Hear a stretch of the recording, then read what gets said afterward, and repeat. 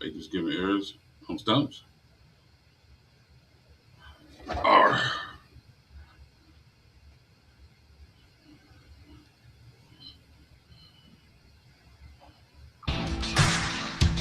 Ninth round pick out of the Citadel in 1981. Stump carved out a successful NFL career with the Cardinals.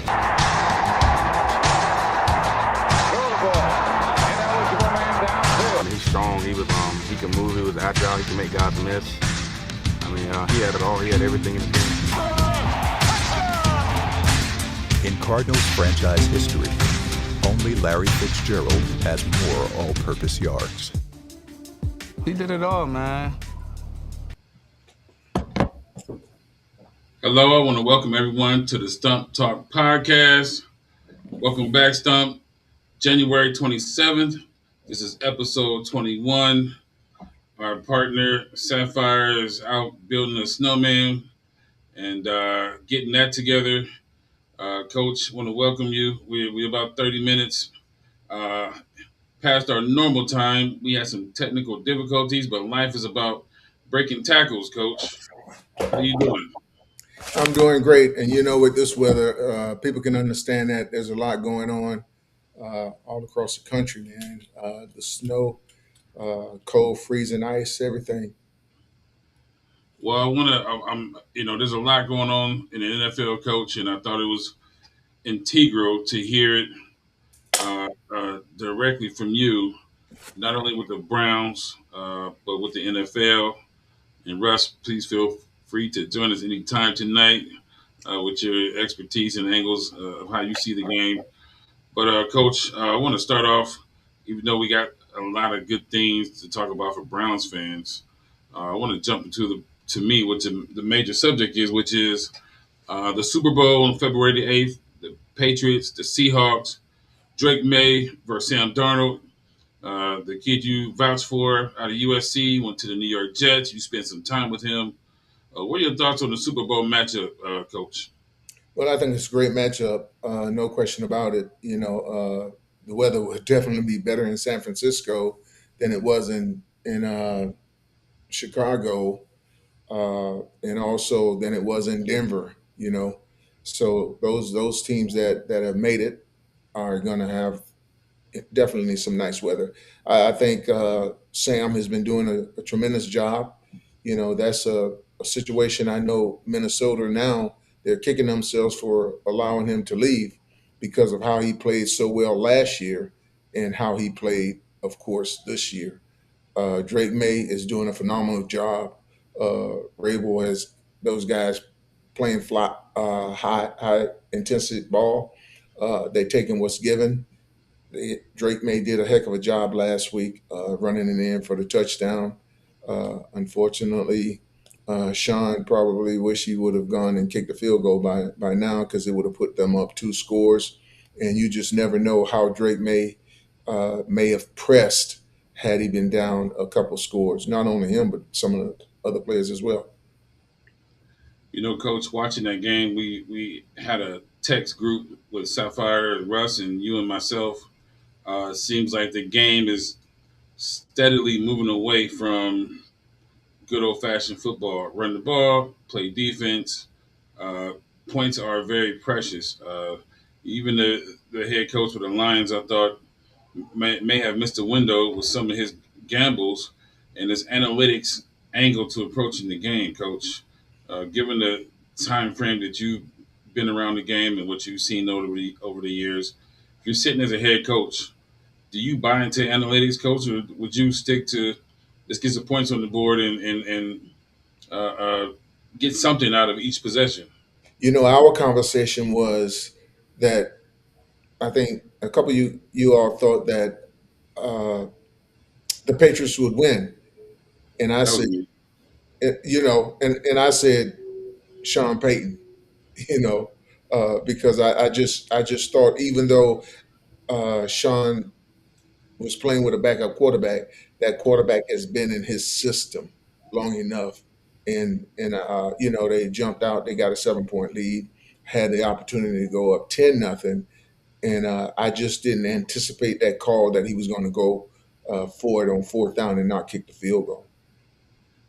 Coach, I was watching that game, and Stidham, the backup quarterback, Bo Nix had a pretty decent year. We can attribute Sean Payton's coaching to probably a lot of that in that defense, putting him in great position. But coach, it seemed to me the defense of the Patriots and Mike Vrabel started to figure out almost after the second possession. Both teams had good drives and had some momentum out the back after kickoff, but then things slow down. Those points started to slow up. It seems like they figured out Stidham rather quickly.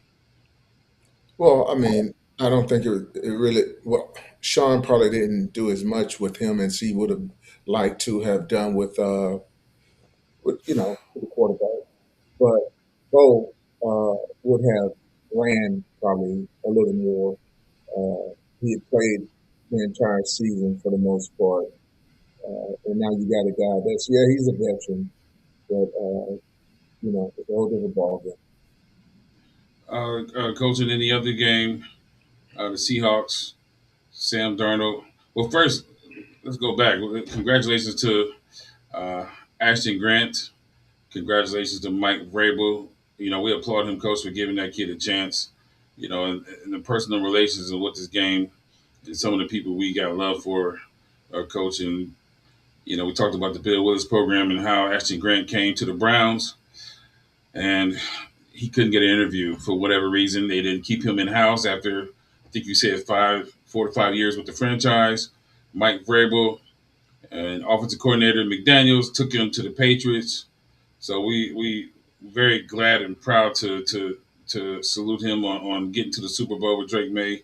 Hopefully he wins an MVP. Back to Sam Darnold, coach. You vouched for Sam Darnold and told us how you felt about him. Again, that was one of those situations where I didn't see it, but come to find out, you were right for the 29th time in a row.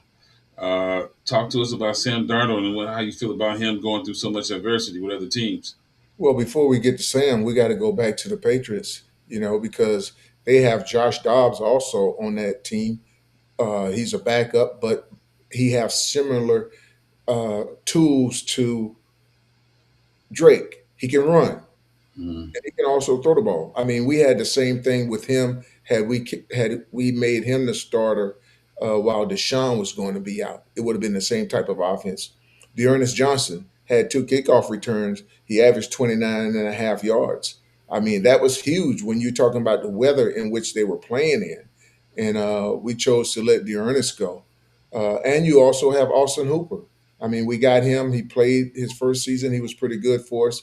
The second season, it didn't go as well. I mean, we had a change of position coaches and all of that stuff. So, there are four guys, not counting the head coach, who's actually spent some time in the Browns organization that's going to be playing in the Super Bowl.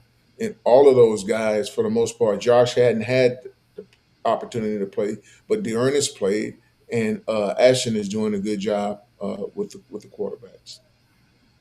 So back to Sam Darnold, coach. What do you remember about Sam Darnold when you were with the Jets and seeing him be a part of that organization?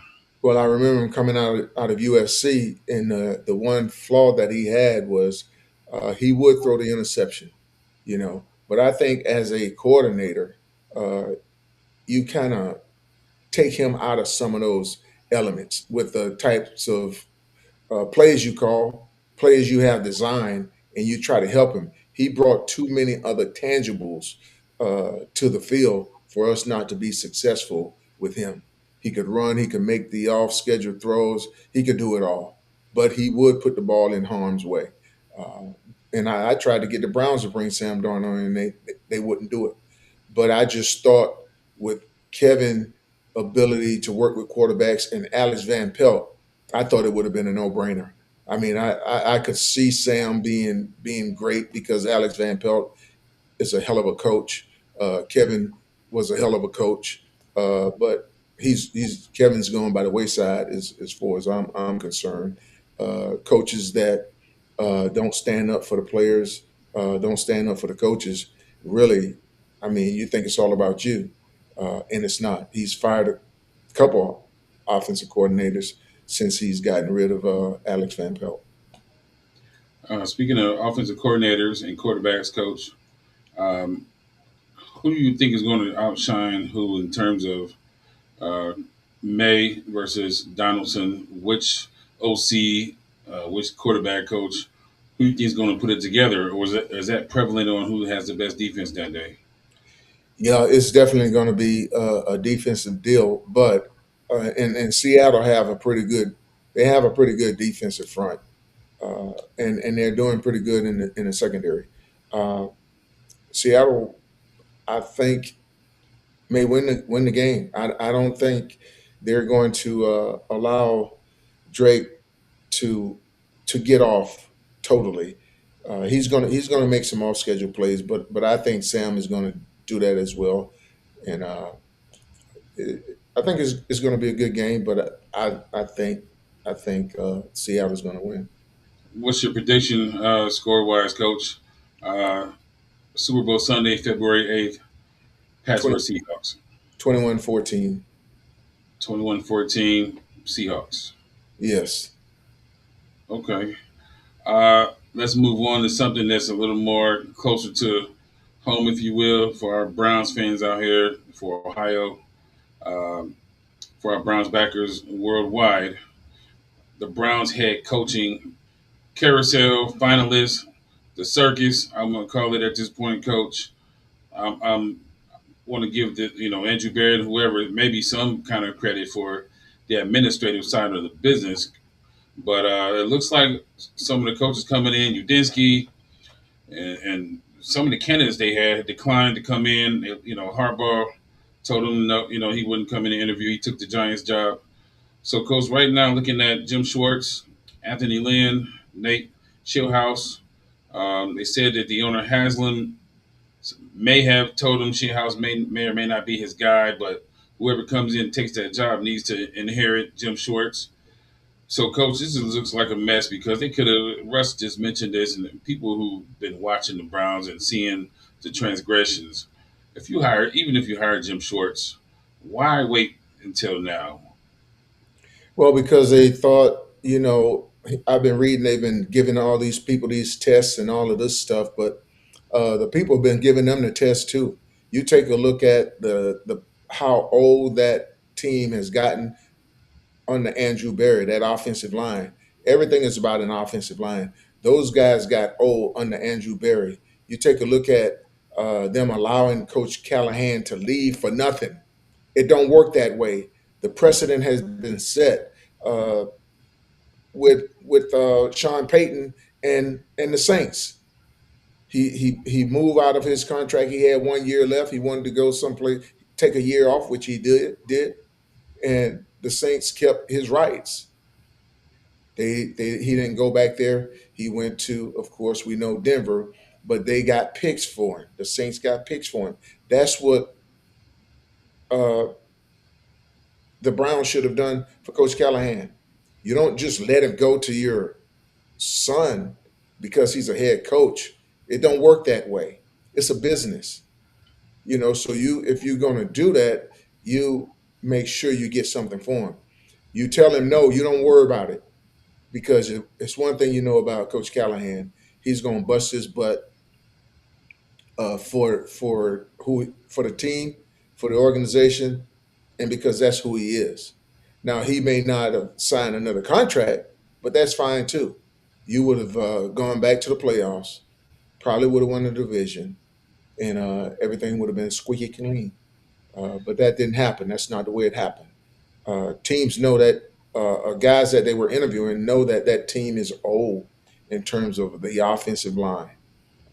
So I don't think you can really uh, get anybody better with that team than Jim Schwartz. It's that plain and simple. And if they set, in my opinion, the NFL will do anything. I mean, they set the bar for having the very first uh, full guaranteed contract. All right. What Andrew need to do is set the bar by having the first full time two head coaches. I'm However, glad you mentioned that, however, coach. however you want to do it, you hire Jim Schwartz, okay, and you hire Todd Monken. because I guarantee you, Shadeur will be able to become the player that people think he is, which he is not right now. But he can be if he have a Todd Monken. Todd Monken is not going to sit back and just let Shadeur do his own thing. That's not going to be the way it goes. He's going to help him to become the person and the player that he can be. The reports on Steelhouse that he runs a new new wave offense that's innovative and supposed to be the new hot thing, coach. But I look at Anthony Lynn. To me, coach, you can protect and help your quarterback by running the football, right? And so they said Anthony Lynn may be a run heavy guy. Do you think a coach like that that's going to kind of go back to the run game to limit the amount of times you're going to allow Shador or Watson to even make those mistakes in the first place? Well, first of all, there's a lot of ways to skin a cat. Okay. But I don't give a crap. If you don't have the tools to skin him, you can't skin him. Okay. Those offensive linemen is definitely what you need, regardless of what you want to do. You have to build your game plan around the players. You have to have schemes to help them out. That's and if that's guy is not coming in there, if that's not the guy you're getting, then it's going to be the same thing it was last year. You're going to have to have some angles blocking because those guys are not great one-on-one guys. Mm-hmm. You're going to have the opportunity to get a receiver, another receiver who can stretch the field. So if they try to double one guy, you have another guy that's available that can make some stuff happen. I know Tom Munkin can do all of those things, but Uh, our guy Lathera said no to Jim Schwartz, and to me, coach, Jim Schwartz was in Detroit. I understand his success he's had with his defense in Cleveland, but we do have some historical data on him. And Jen Victoria just mentioned that the hiring process for the Browns may have turned some people away. So, coach, in your tenure and as long as you've been around the game, your 22 years, you know, in NFL tutelage as a coach, your time in college. I mean, do they need to? How do you feel about that process to give a potential coaching candidate the Wonderlic test? Right, you put them through these. I heard the test was pretty extensive. I mean, they expect a guy like a Harbaugh or a guy like Stump Mitchell to come in and really test to get a job. well, listen, this is the deal. Jim Schwartz had the opportunity to be a head coach. I'm sure he made some mistakes, but I guarantee you, he learned from his mistakes. But what's more important is that he learned from the mistakes of others.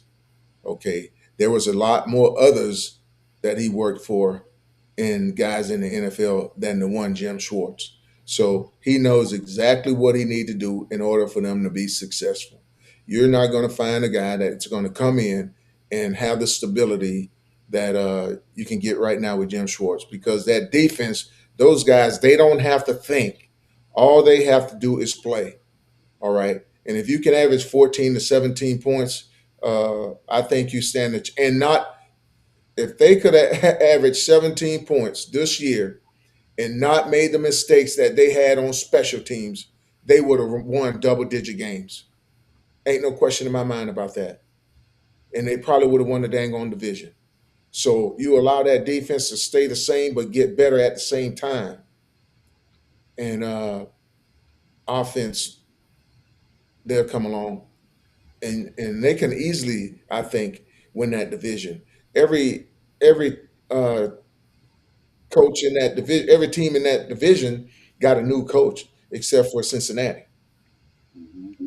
So if you can keep your defense the same, some of those offensive players are still going to be there as well. Well, Todd Monken would do a hell of a job with that offense, and Jim Schwartz, uh, given the opportunity to be a head coach, uh, he'll right the wrong. And the first time, there is uh, a learning curve, or you may not. Most of the time, you get in a job because they're not successful, you know, Mhm. most of the time. But he's in a position where those players believe in him, and that's number one. The dang on players believe in him, both offensively and defensively. They believe in him, so I think Russ, he's the way to go. Russ, Hmm. I mean, if they give if they coach suggested that they should make another historical business move in NFL sports and picking their coaches by having two uh, head coaches. So is that a slight to Jim Shorts? You think he would go for him not being the head guy? You think they would let him hire? You think he would work for another head coach and just go back to being the DC? I think he He's would. I think he'd settle back at DC. I don't know how the co-head coach would work. It would be a novel idea, but who would be the final voice when it comes to making the decisions? Is it just like we got a head coach on offense? He makes all the offense decisions. Head coach on defense. So when it comes to a fourth and one, is that we leaving that up to the offensive head coach? no, I think they will make it. They will actually play complementary football. It I won't think just be a term that they say we're playing complementary football. Okay. It all depends. I think situations are going to dictate whether. I think everything will dictate. I think both Todd and Jim can work together to understand where we want to go for it. It also depends on who we're playing. It depends on what situation you're in, what point of the game. I think they would do a hell of a job. I mean, both of those guys want to win. Both of them want an opportunity, one to be a head coach again, and one to be the first time head coach. So ego would not play a part in that aspect of what we're going to do uh, to make this thing right. hmm However, let's dive deeper into that. Coach Stump and Russ, they hired Jim Schwartz as the head coach. Does he name his linebackers coach? James Frank asked a great question. Would he name his linebacker coach as the DC, or how would the be? What would be the fallout there? What do you think, Russ? I think he should. That I think Jason Tarver is the linebacker coach. That would be a good move. I mean, it'd still be Schwartz defense, so it's just like Tommy Reese and Stefanski situation. He's just calling the plays. You got the defensive rookie of the year. You know what I'm saying? Your coach on the field. I think keep the continuity going. Coach Stump, do you think he'll hire want to elevate one of his in the house guys if Schwartz gets that head coaching job from his defensive staff? Listen, as a head coach, it should be your will to have somebody on your staff be able to do something if somebody leave. You shouldn't have to search around for people because in my opinion, every coach on that team should want to be a head coach. They should want to be a head coach. They should aspire to be a head coach. Learn as much about all phases, all 22 positions, that you can, and have the desire and drive to be successful and to be a head coach. I feel that.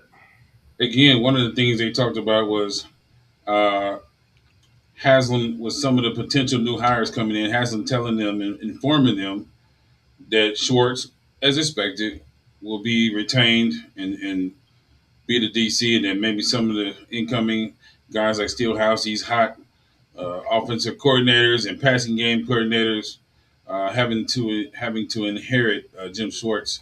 I want to get into our since we're talking about coaches. I want to get into the NFL hires.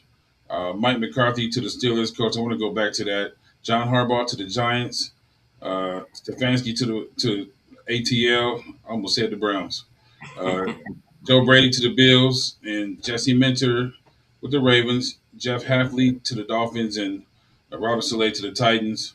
Coach, before we touch on you know the lack of African Americans on the new hires, we talked about Robert Saleh, but let's go back to Mike McCarthy to the Steelers coach. I know he's a local Pennsylvania guy.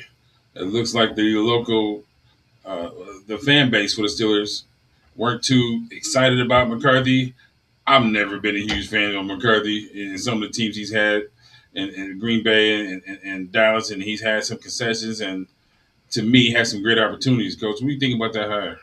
I don't think it's bad. I mean, he's had some success. He's had some success. Aaron Rodgers is there. Uh, you know, maybe he get an opportunity to come back. Maybe that was one of the reasons uh, they brought him back. And you never know. Aaron may have had some conversation with the owners, so you don't know. Defensively, I think they'll be okay with whomever they bring in to play. But I think Tomlin had taken that team as far as he possibly could. I mean, constantly losing in the first round and a lot of those games being at home, you just can't do that. It was time for him to move on. McCarthy, I think, will do a good job. I know he had some issues at one point in time in Green Bay, but I think he'll do a good job. Russ, I want to go back. Jim Victoria made a pretty funny statement. She said the co-head coaches worked in Remember the Titans, and probably one of the best football sports movies that's been made. But uh, with that being said, Coach Russ posed a very good question. It's going to come a time where one guy has to make a big decision. Hmm. How would they differentiate who makes that decision, Coach? You That think two decision, people that decision is made before the game. Those decisions are made before the game. I mean, if it's pertaining to a game situation, uh, it's cut and dry. I mean, both of those guys are older guys. At what point in time is the game? You take points. All this analytical bullshit. I mean, you take points. You get a want to chance. To kick a field goal on your first drive. Go ahead and do it. You still got a lot of time left. Don't come away with nothing. Yeah, I Don't. think you should always take the points. At this point, you see all the mistakes with teams going forward. Just take the points every time, unless you need it at the end of the game. Absolutely. Put the points on the board. I got a curveball to throw out there though for you, coach and bro. He's still in the building and nobody talks about him. What about Bubba Ventrone as head coach? No. hell no. No. There's no way. That's not what we want, but I'm thinking No. Haslam's point of view. He wants to No. keep Bubba around too. And no, Haslam ain't thinking about that. He attended those games. That dang going special teams was terrible. How can you make it? There's no. But you in the press conference, he said he found him a kicker. I don't care what he found. It's not I just a don't know. kicker. The kicker, you're not really looking for a kicker to make tackles. He's your He pass. is the assistant head coach though, and Stefanski didn't take him. He didn't take him with him. Patron had probably the worst year statistically for special teams and maybe the Probably history of ever. the NFL. It Yeah, might be a yeah. factor. No, he has no chance of being the head coach there. None. So some of the other hires. Well, let's touch on this. Stefanski and AT in Atlanta, coach. Mhm. We had a front row seat to Stefanski, even setting aside our relationship with you, coach. I just thought that there were a lot of bad situational football, bad leadership, bad management, excuse me, and a lack of personnel skills, right? Based on me learning kind of some of the things that were occurring. You take him down to ATL, predominantly an African American community and that sports community down there specifically. And there's some undertones there with the house that Dion built and that whole deal. I don't know what the owner, who I thought that owner's been pretty progressive, Arthur Blank, and he handed those responsibilities to the new guy who was a quarterback down there. And I don't even want to justify by saying his name, but his first hire was Stefanski, coach.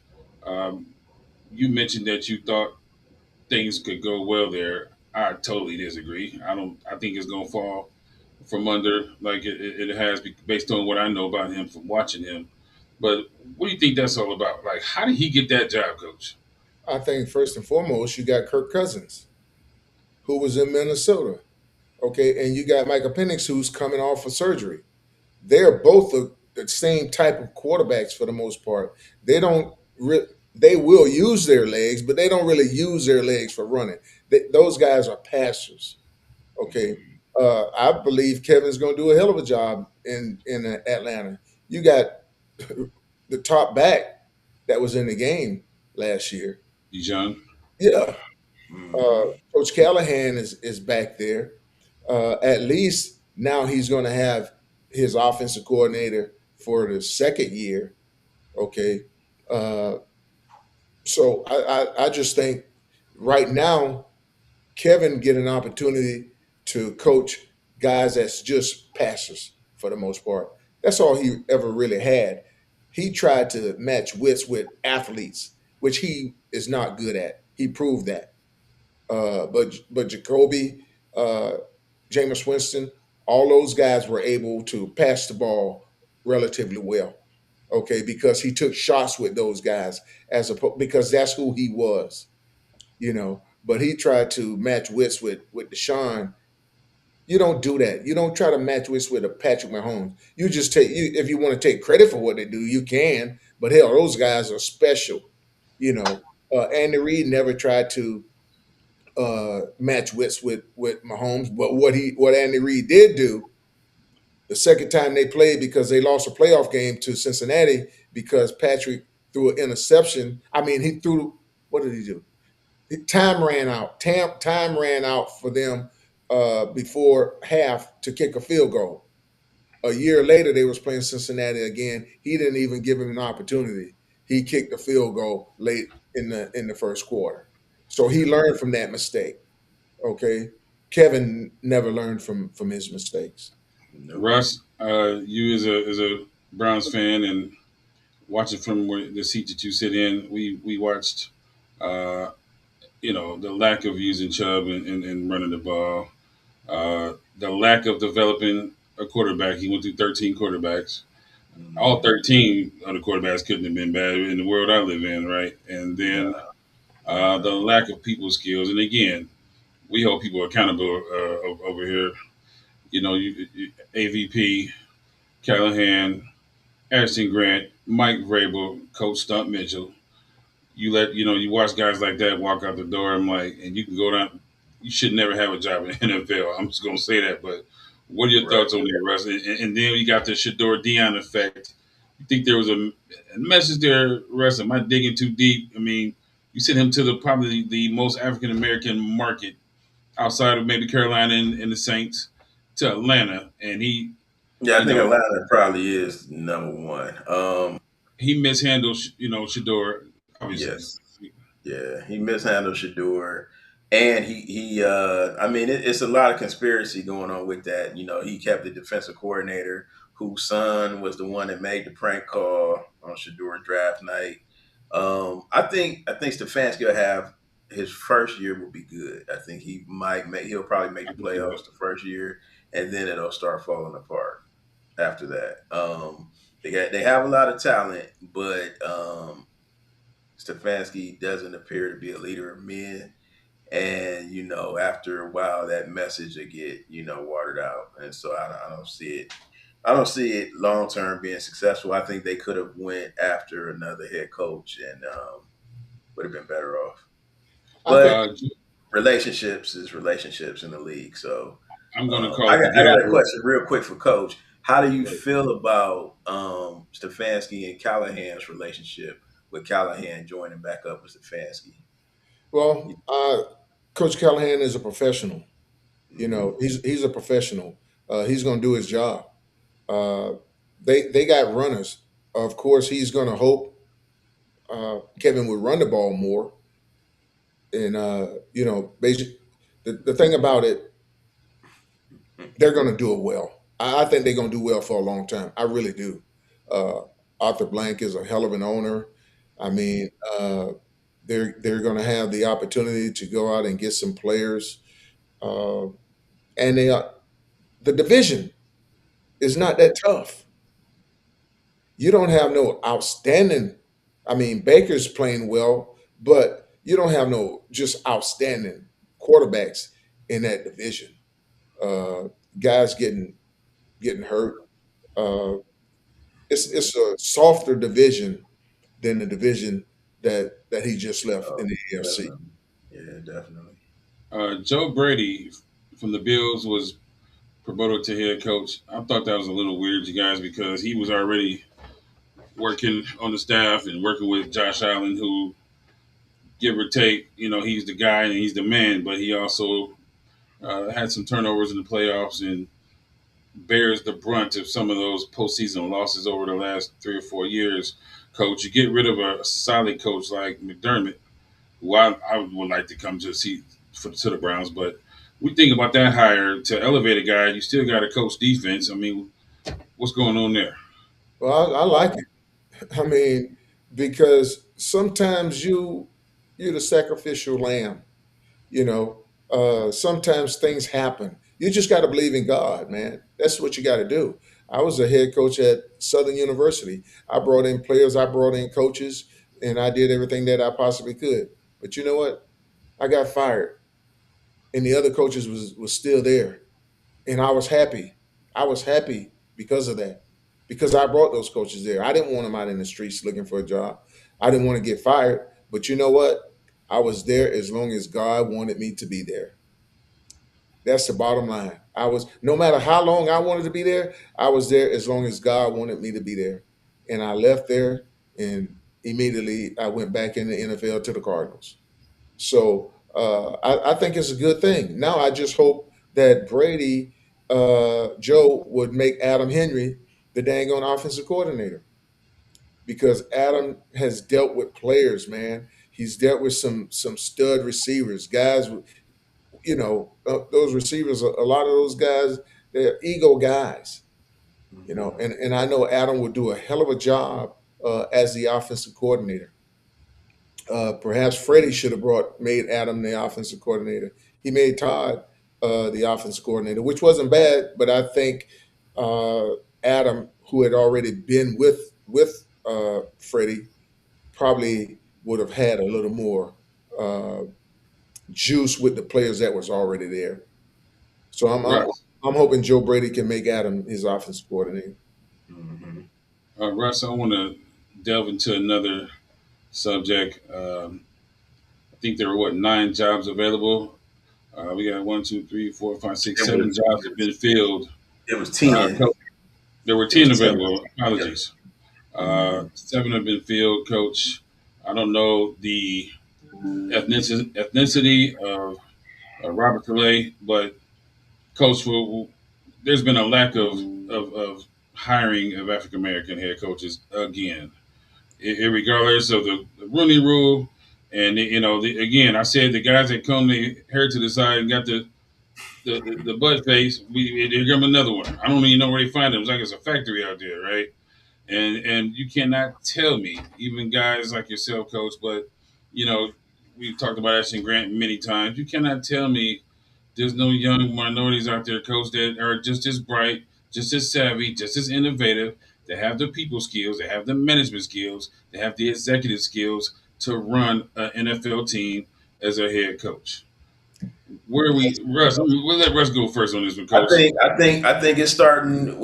As Coach tell us, it's the coordinator positions as well. How many minority coordinators are getting hired? Let's start there. And then as we walk around, these games, these All Star games, how many minority scouts are out there? You know what I mean? So it's at every level.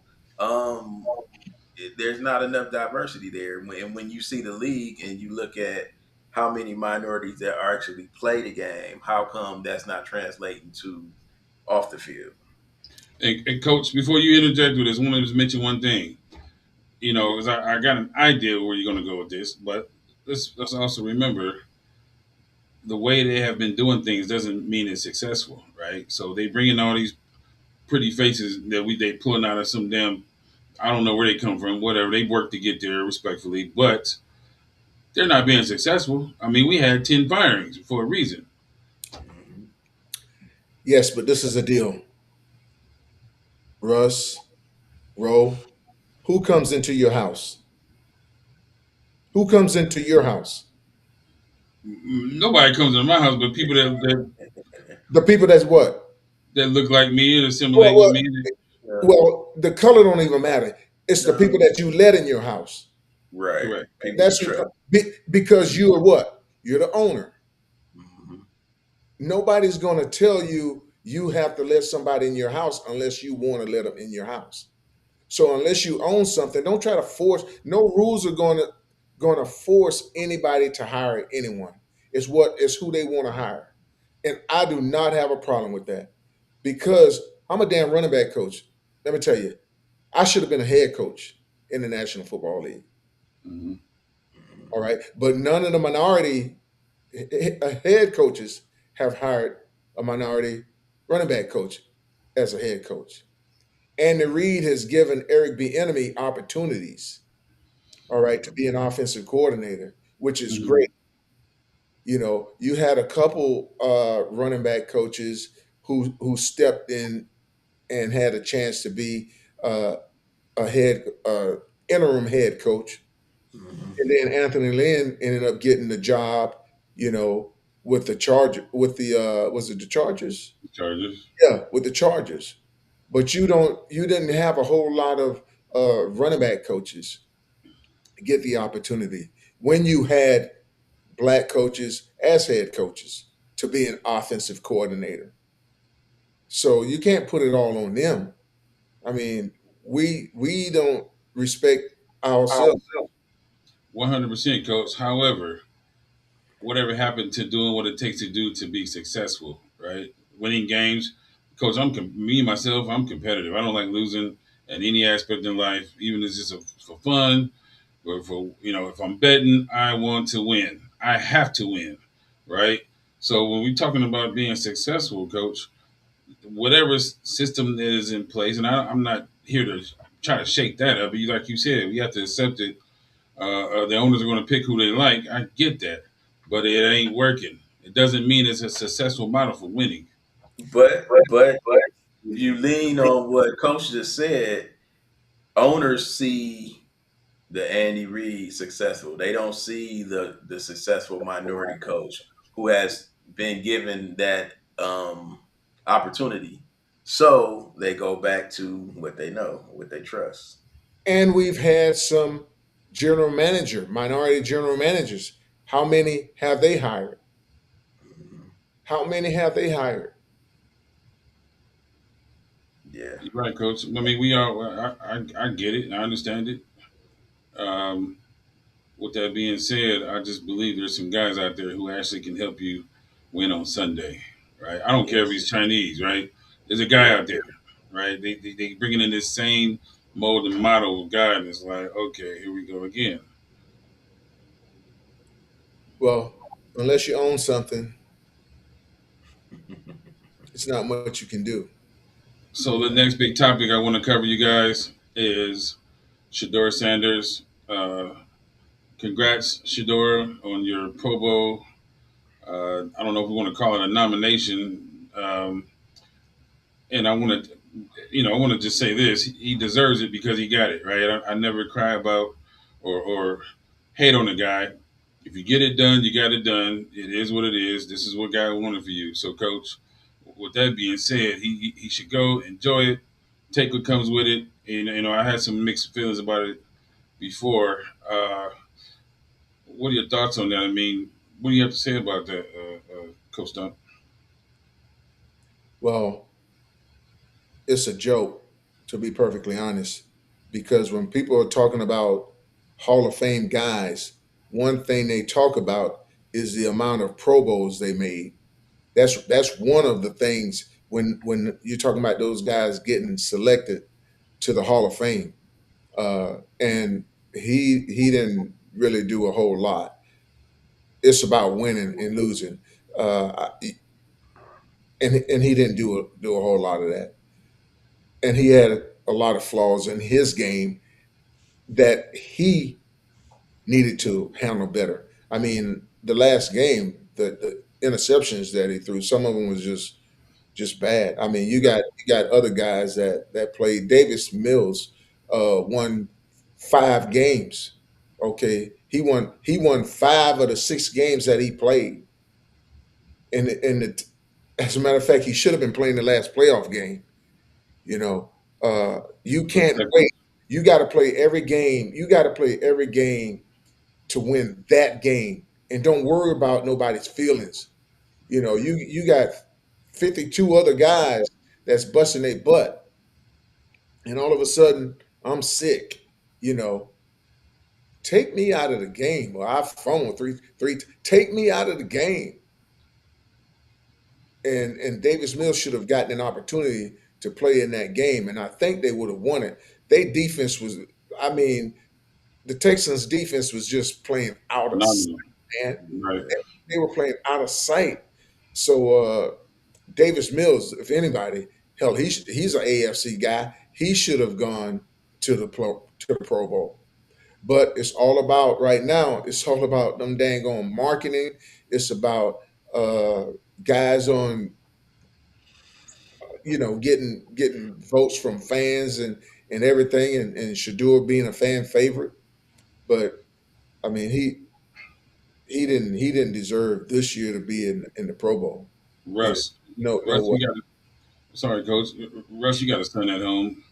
Mhm. Apollo allows us to get a view from, the kids are running, are selling products, buying products, I should say. Right, right. You, so can you talk about that?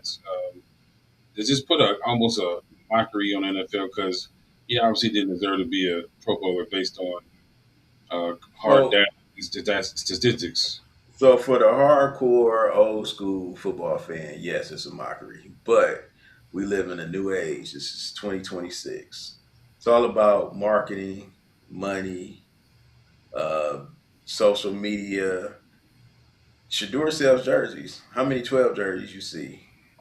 He has a song, you know what I mean? The kids love him. So my son, the 12-year old, his group of friends, they play Madden, they play video games. On a Sunday, they're playing games. They're on the phone, they're on the PlayStation, they're playing video games. They're not watching football. But Shador being in the Pro Bowl, they'll watch that because Shador's in it. Davis, he's not moving the needle.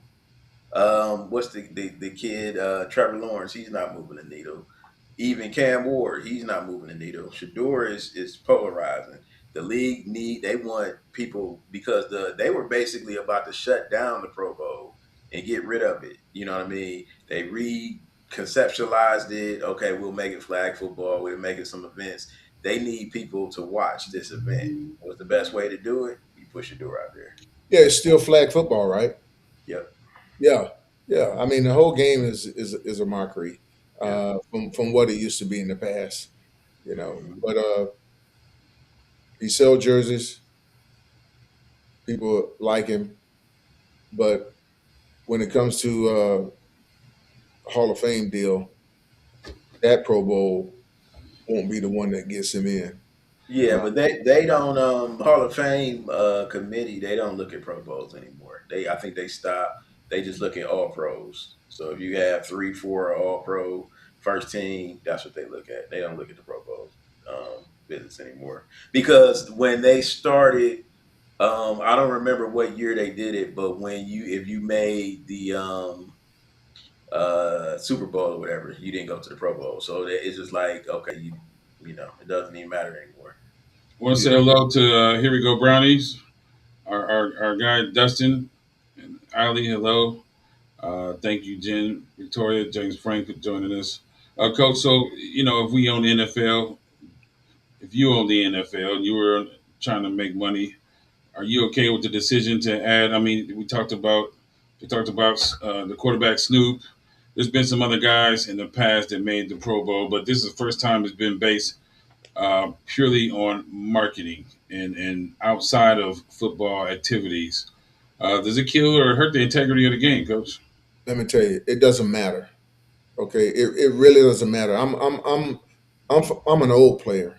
Okay, the money that these players are making now is just unbelievable.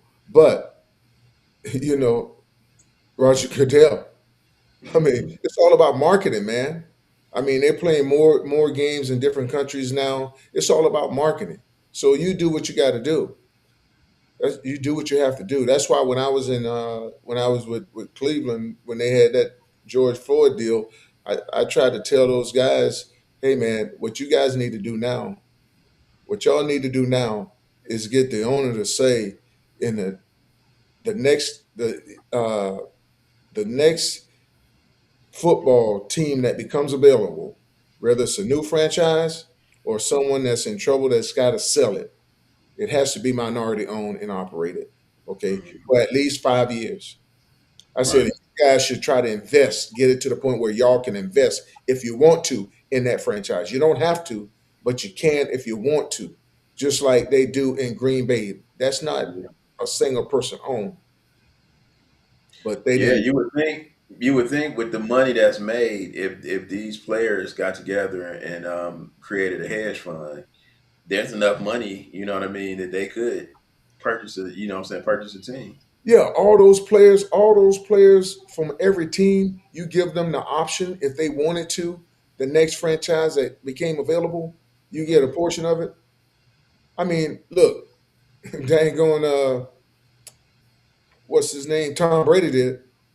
He went in and got a portion of it, Yeah, you know. So all of them could, if they would have just listened to, just listen, and oh man, that can't happen. Sure, it can happen. You right, got him saying whatever y'all want him to say right now. right. Right. NBA players could do the same thing, you know? Yeah, Right. Well, not to dive too deep down that rabbit hole, we all know that the good old boys ain't. They don't really want to see that, and they're Oh gonna. no, they don't. No, They get some other parameters in place that kind of deter that type of unity, especially on the financial level. You guys, that is a really that's a deep, deep conversation there on why that's not so. You know, yeah. but Coach, I want to go into our final thoughts again. Our current African American coaches, D'Amico Ryans, Todd Bowles, Aaron Glenn. We're going to put Robert Saleh somewhere in that conversation. You know, looks like it'll end there. So hopefully they'll, as we go forward, you said it, Russ. We need more talent scouts, sideline people. You know, water Mhm. boys, you name it. Hopefully, Yeah. we'll come from different. Uh, Trainers all the way up. Yeah. yeah, hopefully that things will start to go more in that direction and give some people some opportunities. But Russ, before Stump closes us out, what's your Super Bowl prediction? Let me think long and hard about this. I think I did pick Seattle to go to the Super Bowl in a previous episode. I'm gonna go with Yeah. Seattle to win it. Once again, I'm going with the Patriots. Coach, I'm going with Drake May. I'm sticking to. Uh, I want you and Grant to talk about his ascension, and I'm standing pat on that. I like Drake May. Uh, McDaniel's is from this area. Vrabel is from this area. I'm an Ohio kid, and so I'm sticking with my Pats. Okay. Coach, you just mentioned To 21 get off page a little bit, I follow the draft heavy, and I really like what Seattle did in the draft last year. I liked it Milrow, even though he's the third string quarterback, and I like the safety Nick Emmanure. But they've stacked about three or four solid drafts, and that's what has them in the Super Bowl right now. And bringing in Darnold, that was like the icing on the cake. Coach Stump, I want to say if the Browns make a hire, we may do a flash warning to jump on our podcast and dive into that. But what is your final prediction on what do you think the Browns are going to end up doing, being that they waited this long and kept Schwartz at bay? I don't. Maybe he's happy with that. We don't know, but we think it's going to end up happening there ultimately. well, I think some of those coaches also probably you never know. Some of them probably wanted to part ways with with Andrew Berry. I mean, Right. when you take a look at that team, the offensive lineman, and he allowed that team to get old. It's like he's just getting there. When you take a look at the age of that team, he's been there. that team got old. Situations happen around him. Okay, people the last couple years bringing in guys and firing them. I mean, one and done on some coordinators. A lot of people don't want nothing to do with that. Okay, Kevin not sticking up for the coaches. That's not a good look. We're all in it together. Okay, but they was pointing fingers.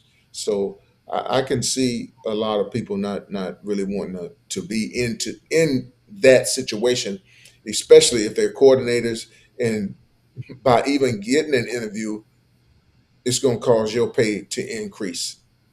You know, those defensive coordinators or offensive coordinators that decided to stay, hell, they pay went up just for taking the interview. But back to the Super Bowl, I would love to see the Patriots win. I would love to see them, but I just think that's a tough defensive line. Seattle, Leonard Williams, those guys, they're playing, man. They're playing their butts off. So and they're accustomed to going to San Francisco. That's where they play. So it's kind of like home for them. But Denver did it. Had home field advantage, and the Patriots found a way to win. So maybe they'll find a way to win. I would love that Ashton Grant and Josh Dobbs, Cooper and Dearness Johnson, guys that I know to have the opportunity to walk around with a Super Bowl ring in the AFC Championship. Uh, is they already have that, but to have the Super Bowl ring would be awesome. Thank you, James Frank, Jen Victoria, our top two fans. We really appreciate you. Yes, Hello again to Here We Go Brownies. Uh, Russell Johnson, Coach Stump Mitchell. We'll see you guys soon. Let's sit back and see what happens with the Browns hiring carousel. sounds Good night. good. Good night and good luck.